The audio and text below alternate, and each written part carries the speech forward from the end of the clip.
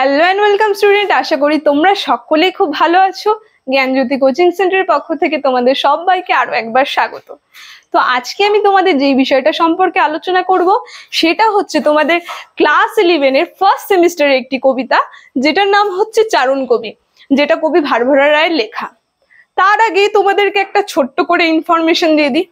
বোর্ডের কর্নারে তোমরা দুটো নাম্বার দেখতে পাচ্ছ, এটা হচ্ছে আমাদের জ্ঞানজ্যোতি কোচিং সেন্টারের হেল্পলাইন নাম্বার। এখানে তোমাদেরকে অনলাইন অফলাইন দুটোই ক্লাস করানো হচ্ছে, তার সঙ্গে নোট দেওয়া হয়। তো তোমরা যদি ক্লাস কিন্তু অনেকদিন আগের থেকে শুরু হয়ে গেছে, তো তোমরা যদি যুক্ত হতে চাও তাহলে অবশ্যই নাম্বার দুটির সঙ্গে সরাসরি যোগাযোগ করে নাও। তো তাহলে আমি শুরু করছি আজকের বিষয়টা, সেটা হচ্ছে চারণ কবিতা থেকে গুরুত্বপূর্ণ শর্ট কোশ্চেন কয়েকটা আলোচনা করব। তার আগে বলে দিই, তোমাদের এই কবিতাটা থেকে এক্সামে আসবে তোমাদের 5 মার্কসের কোশ্চেন। এটা খুব গুরুত্বপূর্ণ একটি কবিতা।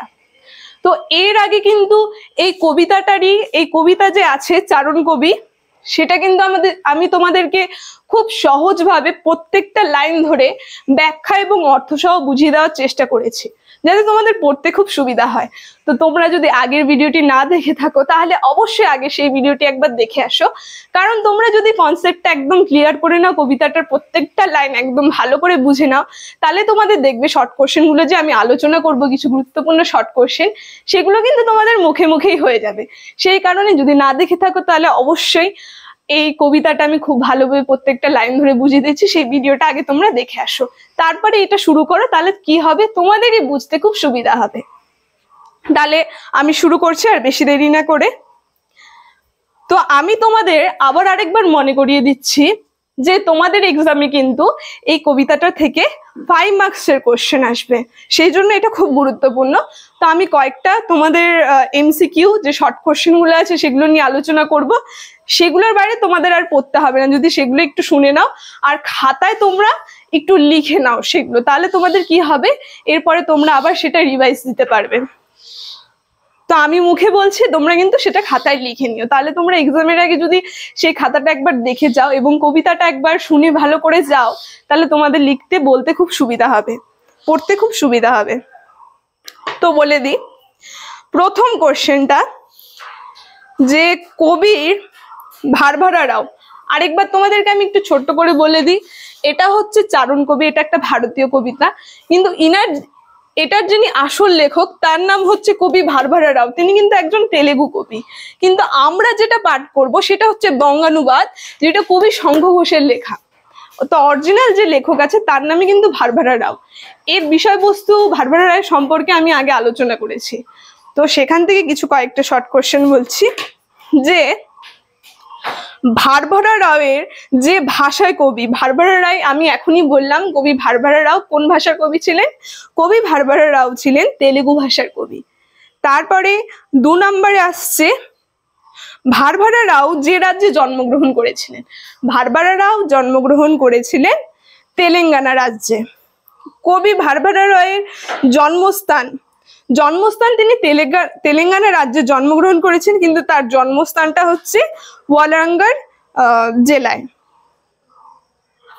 ভারভরা রাও বর্তমানে, ভারভরা রায়ের বয়স আরেকবার বলে দিই, ভারভরা রাও কিন্তু এখনো বেঁচে আছে। তো বর্তমানে ভারভরা রায়ের বয়স হচ্ছে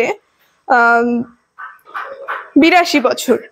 তারপরে এটা খুব গুরুত্বপূর্ণ, যে সাহিত্যে ভারভরা রাও স্নাতক ডিগ্রি অর্জন করেছিলেন, সেটা কিন্তু এই তেলেগু সাহিত্যে কবি ভারভরা রাও স্নাতক ডিগ্রি অর্জন করেছিলেন।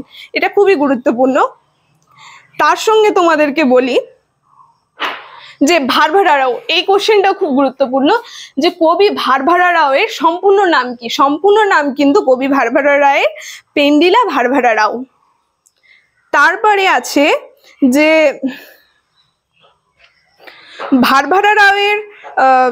ভারভরা রায় কোন কর্মকাজের সঙ্গে যুক্ত ছিলেন? এটা খুবই গুরুত্বপূর্ণ। তিনি যেমন লেখক ছিলেন, তার সঙ্গে তিনি বিভিন্ন যে হলো সরকারের তথ্য সম্প্রচার যে এই বিষয়টির সঙ্গে কিন্তু তিনি যুক্ত ছিলেন। তারপরে আসছে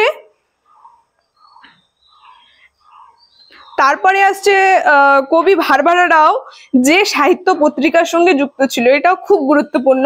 কবি ভারভরা রাও সৃজনা পত্রিকা, সাহিত্য পত্রিকার সঙ্গে যুক্ত ছিল। সৃজনা পত্রিকাটি পরবর্তীকালে কোন পত্রিকায় রূপান্তরিত হয়, মানে সৃজনাটাই কোন পত্রিকায় রূপান্তরিত হয়, সেটা হবে অরুণতারা, ধ্রুবতারা, সরি এটা আমার মিস্টেক হয়েছে। তো সৃজনা পত্রিকাটি ধ্রুবতারায় প্রকাশিত হয়। ভারভারা রাও যে গ্রন্থটি রাজ্য সরকার নিষিদ্ধ করেছিল, সেটার কারণ সেটা হচ্ছে তিনি রাষ্ট্রদ্রোহিতার কবিতা লিখেছিলেন, তাই সেটা নিষিদ্ধ করেছিল। তাকে যে জেলে গ্রেফতার করা হয়েছিল কবি ভারভারা রাওকে, কি কারণে তাকে জেলে গ্রেফতার করা হয়েছিল? তার কারণ ছিল তিনি রাষ্ট্রদ্রোহিতার বিরুদ্ধে কবিতা লিখতেন। যে কাব্যটি ভারভারা রায়ের লেখা প্রথম কাব্যটির নাম ভারভারা রাও কবিতা রচনা হয় চারণ কবিতার রচয়িতা তিনি হচ্ছে কবি ভারভারা রাও। চারণ কবিতার বঙ্গানুবাদ, এটি খুবই গুরুত্বপূর্ণ, শঙ্খ ঘোষ কবি। আর যে কাব্যটি ভারভারা রাও লেখেনি, ভারভারা রায়ের লেখা একটি কাব্যের নাম হচ্ছে বলাকা। তারপরে শর্ট কোশ্চেনটা হলো যে তারপরে এই এতক্ষণ আমি যে বললাম যে কটা শর্ট কোশ্চেন, সেই শর্ট কোশ্চেন গুলো খুবই গুরুত্বপূর্ণ। তো এতক্ষণ গেল কবির সম্পর্কে শর্ট কোশ্চেন, এখন আসবে কবিতার লাইন। প্রত্যেকটা লাইন ধরে ধরে কিছু গুরুত্বপূর্ণ যে কোশ্চেন গুলো, সেগুলো কিন্তু আমি তোমাদের সঙ্গে আলোচনা করব। এখন আমি কবিতার লাইন থেকে বলছি যে নিয়ম কানুন সব লোপাট। প্রথম লাইনে আছে নিয়ম কানুন সব লোপাট। এখানে লোপাট বলতে বোঝানো হয়েছে, লোপাট বলতে কোন জিনিসটাকে বোঝানো হয়েছে, সেটা হচ্ছে গায়েব করাকে বোঝানো হয়েছে। লোপাট শব্দের অর্থ কি? গায়েব করা বা ধ্বংস হয়ে যাওয়া বা বিলুপ্ত হয়ে যাওয়া। তারপরের কোশ্চেনটা আছে যে আর সময়ের ঢেউ তোলা, কারা সময়ের ঢেউ তুলছে? বলছে আর সময়ের ঢেউ তোলা, কারা সময়ের ঢেউ তুলছে? এখানে অ্যান্সারটা হবে যে কালো মেঘেদের দল সময়ের ঢেউ তুলছে। তারপরে আছে ফাঁস লাগাচ্ছে। এখানে ফাঁস বলতে বোঝানো হয়েছে কি? ফাঁস বলতে বোঝানো হয়েছে বন্ধন, যেটা আমাদের গলায় ফাঁস লাগিয়ে দিচ্ছে, সেটা কি? বন্ধন। ফাঁস শব্দের অর্থ হচ্ছিল বন্ধন, বেঁধে দিচ্ছে গলা। চুয়ে পড়ছে না, কি চুয়ে পড়ছে না? কোশ্চেনটার অ্যান্সারটা ওই কবিতাটার লাইনে আছে, চুয়ে পড়ছে না কোনো রক্ত। তার সঙ্গে রক্ত ছাড়া আর কি চুয়ে পড়ছে না? রক্ত ছাড়া তাদের চোখের জল কিন্তু চুয়ে পড়ছে না। প্রত্যেকটা লাইনই খুব ইম্পর্টেন্ট। তোমরা কিন্তু আমি যে ব্যাখ্যা সহ বুঝিয়ে দিয়েছি তোমাদেরকে, সেই কবিতাটা কিন্তু খুব ভালো করে শুনবে, কারণ তোমাদের কিন্তু প্রত্যেকটা লাইন ইম্পর্টেন্ট। সেই কারণে প্রত্যেকটা লাইন থেকে কিন্তু আমি গুরুত্বপূর্ণ শর্ট কোশ্চেন গুলো আলোচনা করছি। তোমরা একটু মন দিয়ে শোনো, তার সঙ্গে খাতায় লিখে নাও। আবার আরেকবার বলে দিলাম, ঘূর্ণিপাকে কি বাজ হয়ে উঠছে? ঘূর্ণিপাকে কি বাজ হয়ে উঠছে? এটার অ্যান্সারটা হচ্ছে বিদ্যুৎ। যে ছোট ছোট বিদ্যুৎ, সেটা কি বাজে পরিণত হচ্ছে ঘূর্ণিপাকে। ফাঁস লাগছে গলায়, কারা ফাঁস লাগাচ্ছে? এখানে অ্যান্সারটা হবে যারা ফাঁস লাগাচ্ছে তারা হচ্ছে শাসক শক্তি। বলছে কোনো চোখের জলও নয়। কাদের চোখের জলের কথা বলা হয়েছে? এখানে চোখের জলের কথা বলা হয়েছে সাধারণ মানুষদের, যাদের গলায় ফাঁস লাগছে তাদের কি চোখের জলও বেরোচ্ছে না, অশ্রুও বেরোচ্ছে না চোখ থেকে। তারপরে বলছে ঝিরিঝিরি বৃষ্টি যাতে পরিণত হচ্ছে। ঝিরিঝিরি কিসে পরিণত হচ্ছে? ঝিরিঝিরি বৃষ্টি পরিণত হচ্ছে প্রবল ঝড়ে। যে সামান্য ছোট ছোট ঝিরিঝিরি বৃষ্টি আছে, সেগুলো কিন্তু প্রবল ঝড়ে পরিণত হচ্ছে। তারপরে আলোচনা যে প্রলয় ঝড় কিসের প্রতীক? এখানে প্রলয় ঝড় হচ্ছে গণবিস্ফোরণ। যে বিস্ফোরণ ঘটায়, একটা বিস্ফোরণ যে হয়, বিস্ফোরণ বিষয়টা, সেটাকে কিন্তু প্রলয় ঝড় বলা হচ্ছে। প্রলয় ঝড় শব্দের অর্থ বৃষ্টি হয়ে উঠেছে, প্রলয় ঝড়। আর কি বৃষ্টির সঙ্গে আর কি প্রলয় ঝড় হয়ে উঠেছে? এটার অ্যান্সারটা হবে যে মায়ের বেদনাশ্রু প্রলয় ঝড় হয়ে উঠেছে। বেদনাশ্রু কথার অর্থ কি? প্রত্যেকটা কথার অর্থ আছে। বেদনাশ্রু কথার অর্থ হচ্ছে বেদনা রূপ অশ্রু, মানে যেটা হচ্ছে দুঃখ থেকে, বেদনা থেকে যে অশ্রুটা বেরোচ্ছে সেটাকেই বলা হয় বেদনাশ্রু। তার সঙ্গে চারণ কবি কবিতায় কার বেদনাশ্রুর কথা বলেছে, এখানে যে বেদনাশ্রুটা উল্লেখ করেছে কবিতা, এখানে কার বেদনাশ্রু বেরোচ্ছে, সেখানে কার কথা উল্লেখ করেছে, মায়ের কথা উল্লেখ করেছে, মায়ের বেদনাশ্রুর মতো বেরোচ্ছে। চারণ কবি কবিতায় জেলের গড়ার থেকে বেরিয়ে আসছে কে, জেলের গড়ার থেকে কারা বেরিয়ে আসছে, কি বেরিয়ে আসছে জেলের গড়ার থেকে, জেলের গড়ার থেকে বেরিয়ে আসছে কবির গলার স্বর। তারপরে বলছে চারণ কবি কবিতায় লিপিকার স্বর কোন অর্থে প্রযুক্ত, এখানে লিপিকার স্বর এর অর্থটা কি, লিপিকার যে স্বর বেরোচ্ছে সেটার প্রধান উদ্দেশ্যটা হচ্ছে হলো অন্যায়ের বিরুদ্ধে প্রতিবাদী কণ্ঠ, যেটা বিষয়টা। কাপন এখানে কোন অর্থে প্রযুক্ত হয়েছে, কাপন বলতে এখানে আলোড়নটাকে বুঝিয়েছে। কাপন লাগে কোথায়, কাপন লাগে, কাপনটা লাগে হচ্ছে হলো জিভে। বাতাসকে কে মুক্ত করে দেয়, বাতাসকে মুক্ত করে দেয় কবির সুর। সুর কাকে বলে, সুর বলে হচ্ছে এখানে সুর বলে হচ্ছে বাতাসকে, কবির সুর কোন জিনিসটাকে বলছে, বাতাসকে বলছে, যেটা কবির সুর। চারণ কবি কবিতায় বর্ণিত গান কিসের ভূমিকা গ্রহণ করে, চারণ কবি কবিতায় যে গানটি বর্ণিত আছে সেটি কিসের ভূমিকা গ্রহণ করে, সেটি হচ্ছে দুঃখের ভূমিকা গ্রহণ করে। শস্ত্র কিসের প্রতীক, শস্ত্র হচ্ছে মৃত্যুর প্রতীক, বলতে শস্ত্র দিয়ে সাধারণত আমরা মানুষকে মেরে থাকি, তো সেই শস্ত্রটা হচ্ছে মৃত্যুর প্রতীক। শস্ত্র সাধারণত কখন ব্যবহৃত হয়, শস্ত্র সাধারণত যুদ্ধে ব্যবহৃত হয়ে থাকে। কবিকে তখন ভয় পায় তারা, ওরা বলতে কার কথা বলা হয়েছে, কবিকে তখন ভয় পায় ওরা, এই লাইনটার যে কবিতার আছে ওরা বলতে কাদেরকে বোঝানো হয়েছে, এখানে ওরা বলতে বোঝানো হয়েছে রাষ্ট্রশক্তি যারা আছে, শাসক গোষ্ঠী যারা দেশকে চালনা করছে তাদের কথা বলছে।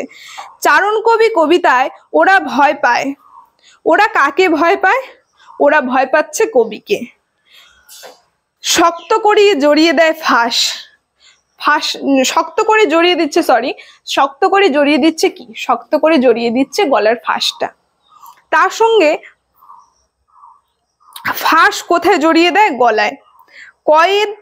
কয়েদ করা এর অর্থ কি, কয়েদ শব্দের অর্থ হচ্ছে হলো আটক করা, বলতে বন্দি করে রাখা, জেলে সাধারণত মানুষকে বন্দি করে রাখে, তো যাই বলছে আটক করা। তারপরে বলছে শোষক গোষ্ঠী কবিকে কয়েদ করে, কারণ তারা কবিকে কি পায়, মানে কি হয়, কারণ তারা কবিকে মানে শূন্যস্থানের মতন ওইটা আসতে পারে, কারণ তারা কবিকে ভয় পায়। আর কয়েকটা কোশ্চেন নিয়ে আলোচনা করব, 4-5টার মতো, বেশি না। কবি রাষ্ট্রশক্তিকে কি করে, রাষ্ট্রশক্তিকে কিন্তু কবি ভয় পায়। কবি অন্যায়ের প্রতিবাদ করেন কেন, কবি অন্যায়ের প্রতিবাদ করেন কারণ কবি সত্য ভাষণে বিশ্বাসী, তিনি মিথ্যা জিনিসটাকে সহ্য করতে পারেন না। তারপরে বলেছে শ্বাস ফেলেছেন, কে শ্বাস ফেলছেন, শ্বাস ফেলছেন কারা, শ্বাস ফেলছেন হচ্ছে কবি। কবি কোথায় শ্বাস ফেলেছেন, কবি শ্বাস ফেলছেন কোথায়, কবি শ্বাস ফেলছেন হচ্ছে হলো জনতাদের মাঝখানে, আমাদের যে সাধারণ জনতা তার সুর দিয়ে জনতাদের মাঝে তিনি শ্বাস ফেলছেন। কবি কি নিয়ে শ্বাস নেয়, কবি শ্বাস নিচ্ছে তার সুর নিয়ে, মাটিতে যাচ্ছে, মিলিয়ে যাচ্ছে মাটিতে, কি মিলিয়ে যাচ্ছে, মাটিতে মিলিয়ে যাচ্ছে ফাঁসির মঞ্চ। ফাঁসির মঞ্চ কোথায় মিলিত যাচ্ছে, ফাঁসির মঞ্চ কোথায় মিলিত যাচ্ছে, মাটিতে। ফাঁসির মঞ্চ স্পর্ধা জানাচ্ছে কাকে, ফাঁসির মঞ্চ স্পর্ধা জানাচ্ছে মৃত্যুকে। স্পর্ধা শব্দের অর্থ কি, স্পর্ধা শব্দের অর্থ হচ্ছে হলো অহংকার বোধ। ফাঁসুরে শব্দের সাধারণ অর্থ কি, ফাঁসুরে শব্দের সাধারণ অর্থ হচ্ছে হলো কে ফাঁস লাগিয়ে দিচ্ছে। ফাঁসির মঞ্চ কেন মাটিতে মিলিয়ে যাচ্ছে, লজ্জায় ফাঁসির মঞ্চ মাটিতে মিলিয়ে যাচ্ছে। ফাঁসুরে কি বিশেষণ জুটেছে, ফাঁসুরে জুটেছে হচ্ছে তুচ্ছ। ফাঁসুরেকে কি করা হচ্ছে, ফাঁসুরেকে হচ্ছে হলো ঝোলানো হচ্ছে। কোথায় ঝোলানো হচ্ছে? সেই ফাঁসির মঞ্চে ফাঁসুরিকে ঝোলানো হচ্ছে। বলতে যারা শাসক গোষ্ঠী কবিদেরকেই গলায় বেঁধে রাখতে চাইছে, উল্টা কবিরাই তাদের সুরের মাধ্যমে জনতাদের মধ্যে শ্বাস ফেলছে এবং তার সঙ্গে যে ফাঁসুরি তাকেই কিন্তু সে রশিতে ঝুলিয়ে দিচ্ছে। তো এতটা অবধি রইলো। তোমরা এই কয়েকটা যে আমি কোশ্চেন আলোচনা করলাম, প্রত্যেকটা কোশ্চেন কিন্তু গুরুত্বপূর্ণ। তোমাদেরকে আরেকবার বলে দিই, কবিতাটা আগে ভালো করে একবার বুঝে নেবে। আমি আলোচনা করেছি, কবিতাটা একবার ভালো করে বুঝে নিবে। তার সঙ্গে যে আমি শর্ট কোশ্চেন গুলো তোমাদেরকে বললাম, এগুলো একটু খাতায় লিখে নিবে, তাহলে তোমাদের আর বাইরে থেকে দেখতে হবে না। এই বিষয়টুকু পড়লে পরে তোমাদের কিন্তু ক্লিয়ার হয়ে যাবে। ঠিক আছে, আজকের আলোচনা এতদূরই রইলো। এরপরে দেখা হবে নেক্সট ভিডিওতে। তো তোমাদের যদি এই ভিডিওটি ভালো লেগে থাকে তাহলে অবশ্যই like, comment, share and subscribe করে দিও। ঠিক আছে, থ্যাংক ইউ।